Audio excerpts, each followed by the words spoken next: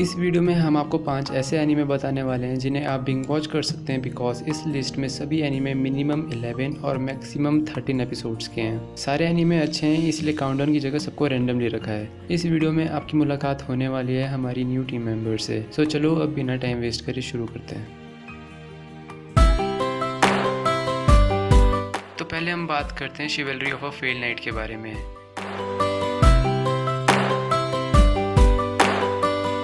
ये एनीमे सिर्फ 12 एपिसोड्स का है और एक्शन, फैंटेसी, रोमांटिक कॉमेडी और एची जनर को बिलोंग करता है। एक अल्टरनेट अर्थ में ऐसे ह्यूमंस रहते हैं जिन्हें ब्लेजर्स कहा जाता है और इन ब्लेजर्स के पास एक सुपर नेचुरल एबिलिटी होती है कि ये अपनी सोल की मदद से वेपन्स मटेरियलाइज कर सकते हैं जिन्हें डिवाइस बोला जाता है। हागुन नाम की अकेडमी में ब्लेजर्स को 7 स्टार स्वॉर्ड आर्ट फेस्टिवल के रिप्रेजेंटेटिव के तौर पर सिलेक्ट किया जाता है। एक ऐसा टूर्नामेंट जिसकी मदद से जापान का सबसे स्ट्रॉन्गेस्ट अप्रेंटाइज डिटरमाइन किया जाएगा।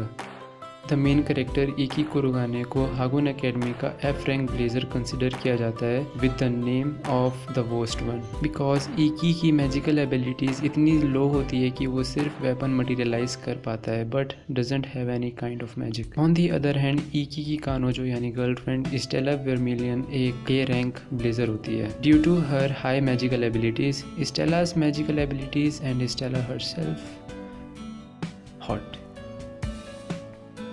लेकिन इकी के एफ रैंक होने का ये मतलब नहीं बनता कि वो कमज़ोर है। Ikki is just 180 degree. F rank होने के बावजूद भी इकी एक ओवर पावर्ड कैरेक्टर है। इस एनीमे के अंदर हारेम देखने को ज़रूर मिलेगा लेकिन स्टोरी में से हारेम को फेड आउट करके उसे रोमांस से ब्लेंड करने की काफ़ी अच्छी कोशिश की है। बस स्टार्टिंग के 2 एपिसोड के अंदर ही स्टेला को इकी से प्यार हो जाता है जो कि थोड़ा अनरियलिस्टिक है, लेकिन उसके बाद से सभी एपिसोड्स में जब भी रोमांस एलिमेंट मिलेगा तो काफ़ी रियलिस्टिक वे में मिलेगा। लाइक शाइनेस, नर्वसनेस, डिज़ायर्स, हर एक फीलिंग काफ़ी अच्छी रियलिस्टिक वे में दिखाया है। ऑन दी अदर प्लेटफॉर्म इसके फाइट सीन्स इतने डोप है कि 3-4 बार रिवाइंड करके ना देखा तो क्या देखा।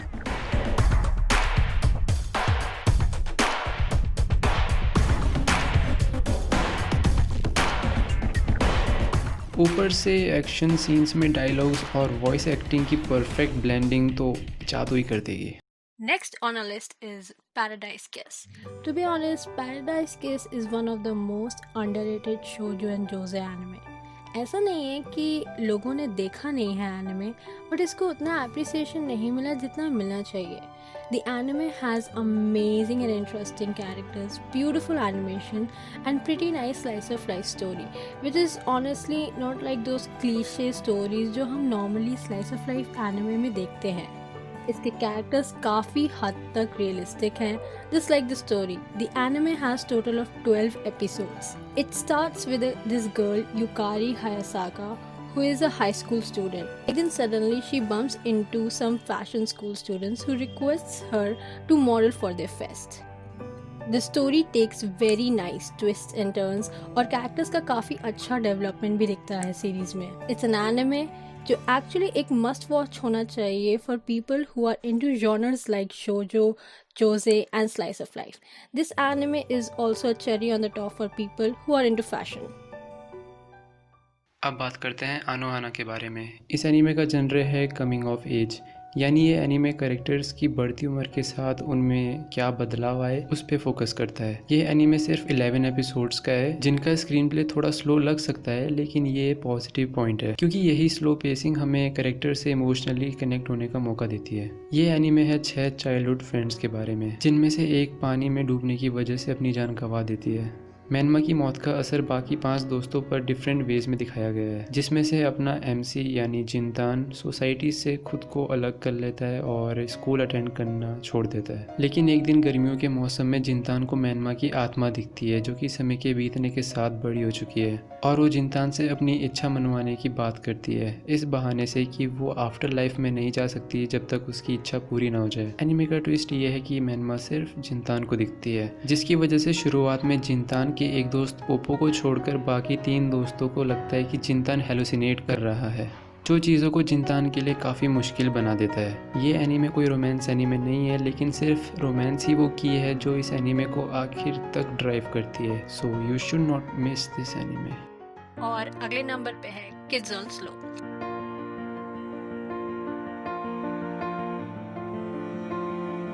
ओके, तो ये anime most of the otaku population ने नहीं देखा है, और जिनने देखा है उन लोग के लिए ज़ोरदार तालियां, क्योंकि इन लोगों का स्लाइस ऑफ लाइफ में काफ़ी अच्छा टेस्ट है। किड्स लोग actually slice of life anime की टॉप 10 में रहना चाहिए, क्योंकि the anime shows beauty of life and friendship. So this anime takes place in 1966 Japan. Kaoru Nishimi is a scholar student जो अपनी ऑलमोस्ट पूरी लाइफ ट्रांसफ़र करता रहता था, क्योंकि उसके फादर एक सेलर थे। So when he entered high school, he again transfers, this time to his relatives' home in Kyushu. Kaoru mostly life से बहुत ही annoyed रहता था, and he had issues of social anxiety. He had a talent of playing piano too. In this not so amazing school में he encounters two people, Sentaro Kawaguchi and Ryotsuku Mukai. The real friendship blooms between Sentaro and Kaoru because both of them were music enthusiasts. But Sentaro was mostly into jazz music and eventually drags Kaoru into it too. The pretty cute animation, amazing jazz music, the 60s feel and so beautifully written characters makes it a very very beautiful slice of life anime. Just like Paradise Kiss, this anime is also very realistic in many ways and literally one of the most best anime जहाँ friendship जैसी चीज़ पर बहुत beautiful approach है. The anime has 12 episodes and it's also an amazing anime to watch for people who are into music and jazz.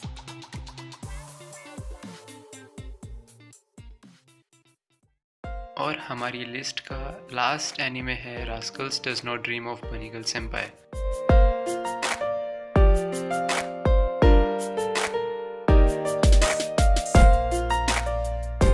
ये एक psychological और super natural anime है जिसमें रोमांस का कॉम्बिनेशन काफ़ी अच्छे से दिखाया गया है, इसके बावजूद कि ये रोमांस जनरे को बिलोंग नहीं करता। इस एनीमे के अंदर 13 एपिसोड्स हैं और एक मूवी है, बट मूवी को एनीमे सीरीज़ के बाद ही देखना क्योंकि वो उन डॉट्स को आपस में कनेक्ट करती है जो एनीमे सीरीज़ ने क्रिएट करे हैं। इस एनीमे के प्लॉट को थोड़ा शॉर्टली बताता हूँ क्योंकि मुझे डर है कि इसकी फर्दर इन्फॉर्मेशन एक मेजर स्पॉइलर का काम कर सकती है, इसलिए let's keep it short. Main character सक्ता की ज़िंदगी एक मोड़ ले लेती है जब वो एक दिन लाइब्रेरी में घूम रही टीनेज एक्ट्रेस माई सुकुराजिमा से मिलता है, जो कि एक बनी गर्ल ड्रेस पहने रहती है। वियर्ड पॉइंट ये है कि माई सान सिर्फ सक्ता को नज़र आती है, वहीं बाकी लोगों के लिए जैसे वो वहाँ पर होकर भी एग्जिस्ट नहीं करती। इस फिनोमेनन को एडोलसेंट सिंड्रोम कहा जाता है और इस सिंड्रोम का रहस्य सुलझाने के लिए सक्ता बाकी लड़कियों से मिलता है जिन्हें ये सिंड्रोम होता है। इस एनीमे के अंदर जितने हो सके उतने साइंटिफिक टर्म्स का यूज़ किया गया है, like atmospherization, Laplace monsters, Schrodinger's cat experiment, time travel और यहाँ तक कि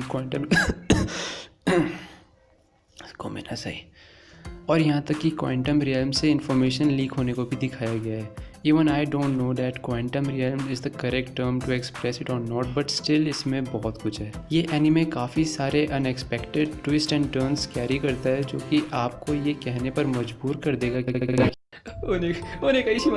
ऐसा नहीं होना चाहिए शिमाता। और अगले सीन में वही होगा जो हमारा सबसे बड़ा डर होगा, कहीं बार रिवर्सिबल और कहीं बार इरिवर्सिबल। अभी मेरी बातें सिर्फ आपको कंफ्यूज करेगी, लेकिन एनीमे देखोगे तो जानोगे कि एनीमे कितना ज़्यादा अच्छा है।